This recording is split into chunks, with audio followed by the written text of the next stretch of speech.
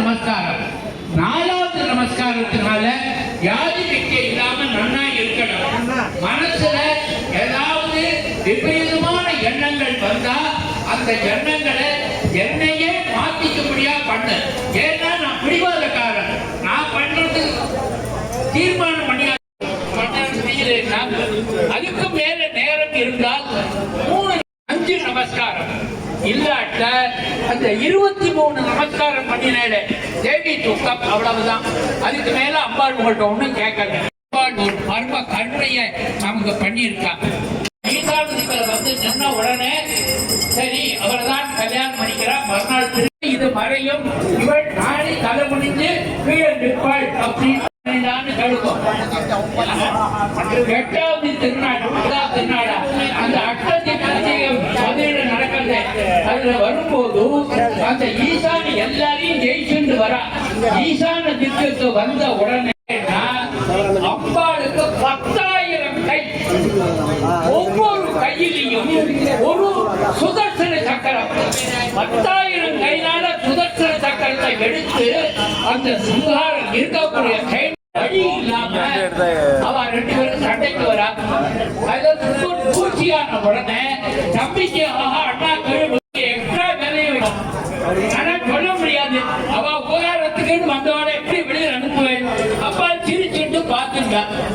அதே மாதிரி என்னாச்சு, ரத்த பீஜன் அடிச்ச உடனே அப்பா சொன்னா ஒரே நிமிடத்தை நான் அவ்வளவு வரையும் சம்ஹாரம் பண்ணியிருப்பேன்.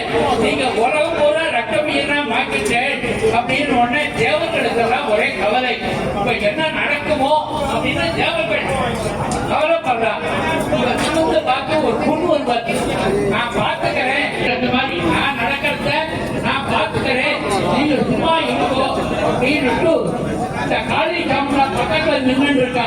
அவள்கிட்ட சொல்லி வாயை பரிசு பண்ணு. வரக்கூடிய ரத்தத்தையும் எதெல்லாம் கீழே வரப்போ இவர் சாப்பிட்டா ரத்தம் இல்லாம ரத்த மீத கீழே வச்சு சம்ஹாரம் ஆச்சு. 8வது அத்தியாயம். இன்னமும் சுத்தம் வெளியில வரல. பட்டேங்கிறது உங்களை விட அம்பாளுக்கு நன்னாவே தெரியும். அதனால உங்க கஷ்டங்கள் எல்லாம் சொல்லியே வேண்டாம். அதுக்கு பதிலாக கஷ்டங்கள் உடனே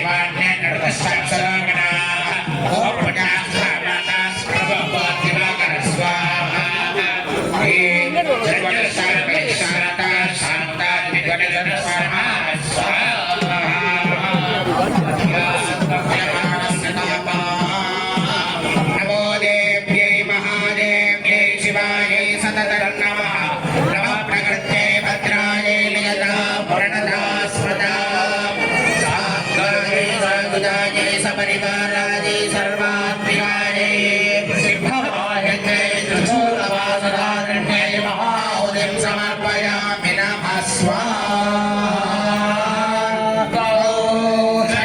सिद्धवाहिन्यै त्रिशूलवासधारण्या